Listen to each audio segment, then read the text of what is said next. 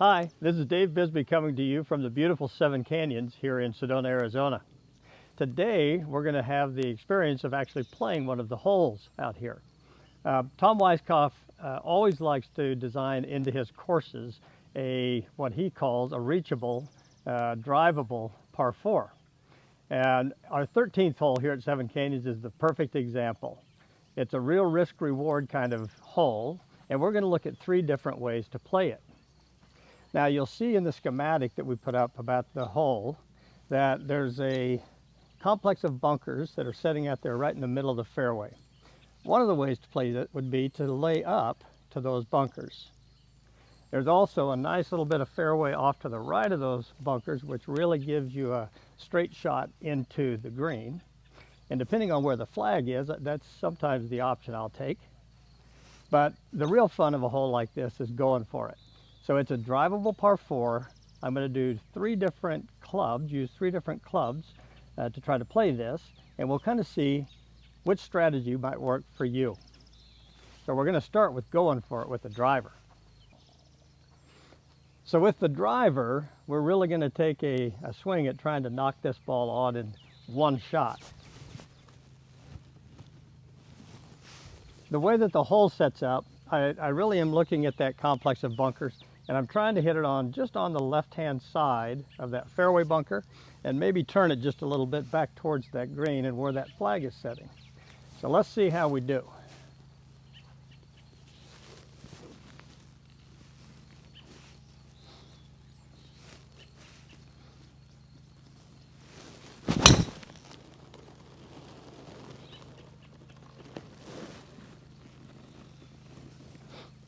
So that was a pretty good shot, and I think when we get up there we'll see I can take advantage of that to maybe make birdie here. So the next option would be with the 3-wood. And with the 3-wood, where I'm trying to visualize this going is kind of up that right side. There's plenty of fairway to the right of those bunkers and a nice little flat landing area there to give me the green as it opens up. So this is my 3-wood.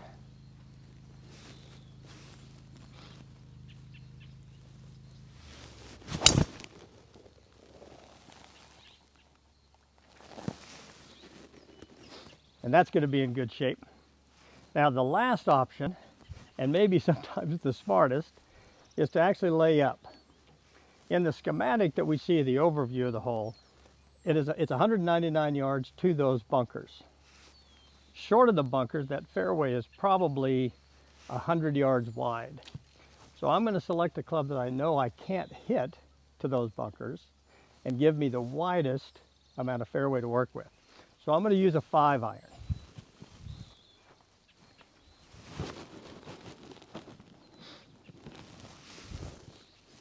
Now I'm aiming this right at the bunker complex.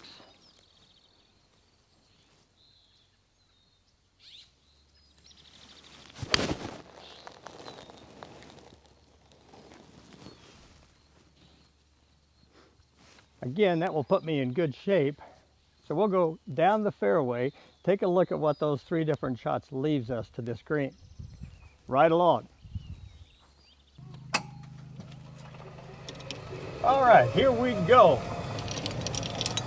Hole number 13 here at Seven Canyons.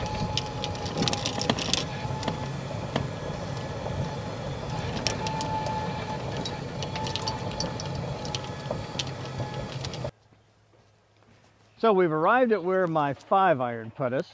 I'm actually about 88 yards from this green. As you can see, if we take a look at where that flag sets, there's a pot bunker that I have to go over, and there's not a whole lot of green to work with there. So if I'm going to err, I want to err a little bit to the right. So I'm going to aim this a little bit to the right.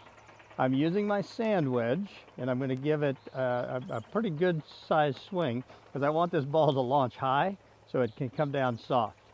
So I'm going to take a little bit of a aim to the right of that flag.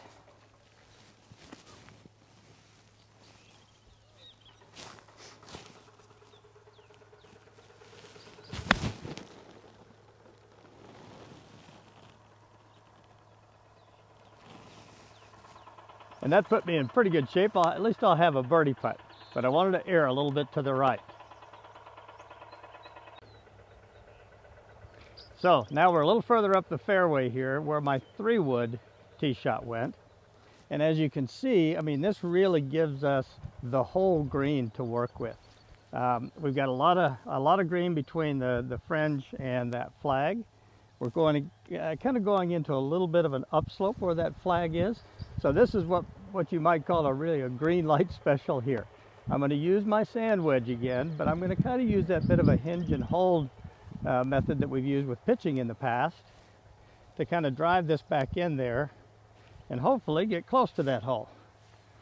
So I'm going to hinge a little on the backswing, just try to hold that off on the follow through.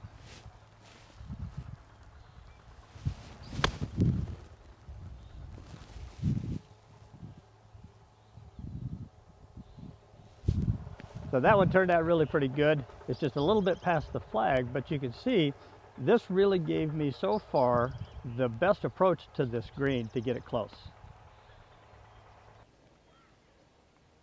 So now we've arrived at where my driver put me. And as you can see, we're just right here in the apron of the green. Pretty good shape. We've got a lot of green to work with between where we're setting in that flag. And on most of these risk-reward holes, it's pretty typical for the architect, and Weiskopf loves to do this, give you some options with different clubs that you could use from right around the green. So I'm going to do a couple of shots here. First I'm not going to use my sand wedge. I'm going to use my 50-degree wedge and hit a little chip shot with this. And the reason I'm using that less lofted club is because I have so much green to work with going back to that flag.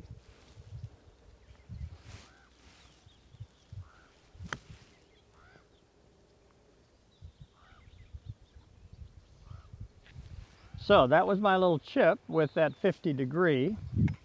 Came up just a little bit short. So now your other option, because this is so nice and smooth, I mean the grass is just almost as good as the green, you also have the option of using your putter. So I'm going to take that putter and roll it up there, and then we'll see what gets us the closest to it. Now when I'm putting off the fringe like this, my visualization is that I add as much length to the putt as there is fringe to cover. That kind of helps me gauge the speed at which I need to hit this. So I'm making it a little longer stroke than if I were the same distance and just on the putting surface.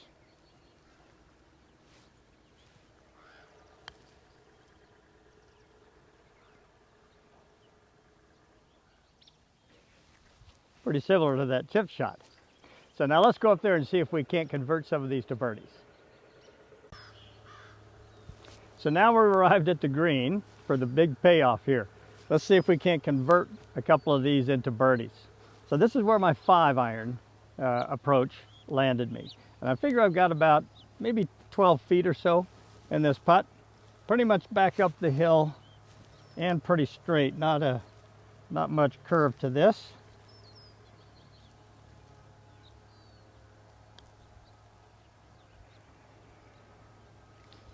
Well, it's an easy par anyway.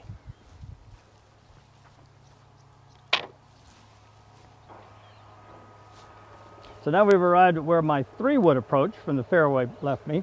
I've got probably about 8 feet here. I know this is down the hill, so I have to kind of respect that speed.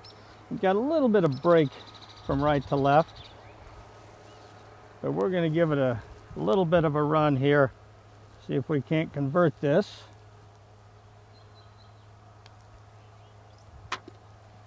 There we go. That's one. So we finally arrived at where that driver approach put me. Remember, I chipped one of them and I putted one of them off of the collar of this green, off the fringe. Came up just a little bit shorter than I would have liked, but right on line. So it leaves me just this little 4 or 5 footer up that hill.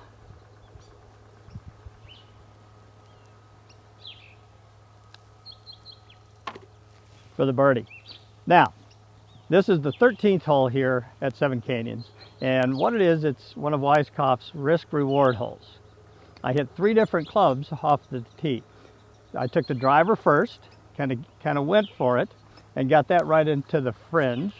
Gave me a good option to chip or putt it up there, and converted that to birdie. I hit a 3-wood up that right side, and the 3-wood, the reason I took that is I wanted to make sure that I could get past those bunkers, give me the best approach into the green. Hit that up here, also converted that for birdie. So that last one was my 5-iron that I used off of the tee. That's the most conservative play on this hole. Gave me the widest amount of fairway to work with, but didn't leave me much of a shot that I could gamble with going at the flag. So I had to kind of push that off to the right, aim to the right of the flag. That ended up just making a par. Now I think that that's really the essence of what these risk-reward holes are about. It's what is the risk, what is the reward, and are you willing to take it? So next time you're out, think about that. If you're going to lay up with something that can't get you to the trouble. If you're going to go for it, commit, go ahead and hit it, and deal with what's left. And then there's that medium to go up the right-hand side of this particular hole and give you one of those best shots into the green. But a lot of options in the way to play these risk-reward holes. Thanks for tuning in.